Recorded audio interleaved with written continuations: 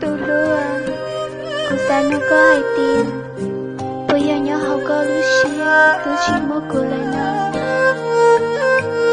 Giờ bây giờ hai tiền cô chỉ nghĩ tôi như chỉ có cô. Họ cháy tia cô tôi chỉ ta luôn. Cô trở lại đa cũ một học nông. Học mong một học đi. Cô như chỉ lúa bây giờ năm. Bây giờ chỉ lúa họ chỉ khía cho cô. Ê yo che cô ấy này nhớ cho linh ngô. Cô là nhớ cho lúa cô mà liều. Cô yi bao tiền cô yi ít thứ như chỉ đâu cô. Nếu tôi chỉ mong khi đã chỉ nhớ cho tiền nó đâu cô. Chỉ xa lúa khía cho cô chỉ tôi xía đâu cô. Cô yi bao tiền cô do mong thêm. Nhớ hai tiền mấy nữa. Cô mua lại chê cô ấy xía. Muốn thiệt tôi đi ở có lúa tiếc con cho đầm. Cô yi bao tiền cô cho thác cô nhớ cho tiền nó. Họ trên kia cô yi chỉ luôn. Tôi lúa với hai tiền cô tôi chỉ biết con. Với hai tiền cô tôi chỉ biết con. Ê cô tôi chỉ xa luôn. Tôi chỉ cô chỉ tôi xía cho cô. Tôi biết có yêu ở tao lên nó cho cô là cô chỉ tôi xía.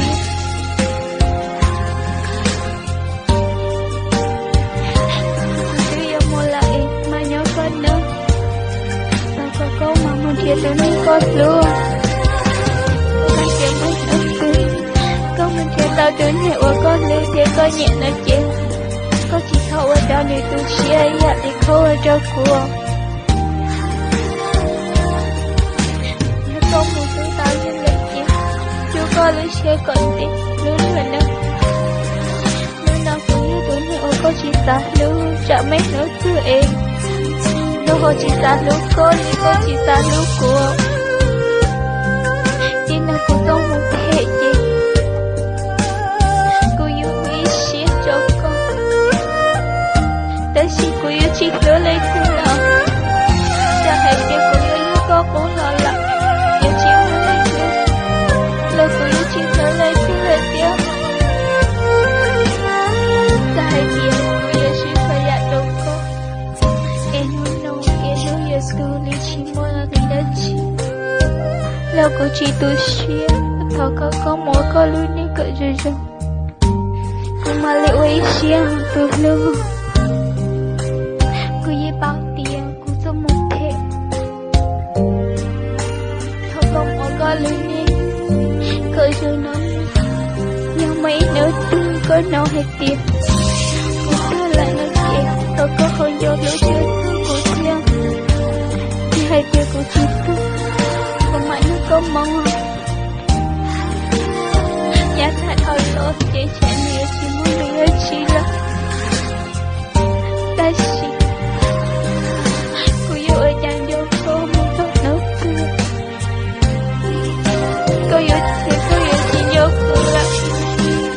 Ê cô yêu ở chàng vô cô. Nói thương nó thì ở xin gia đình nó chết. Nhưng chẳng hay tiếc. Một lúc cô. Em sẽ cô yêu nhau cho cô. Một tóc ta cứ tiện lên nó. Nhưng nào cũng có một. Để chỉ áo cô là chỉ cứ shit.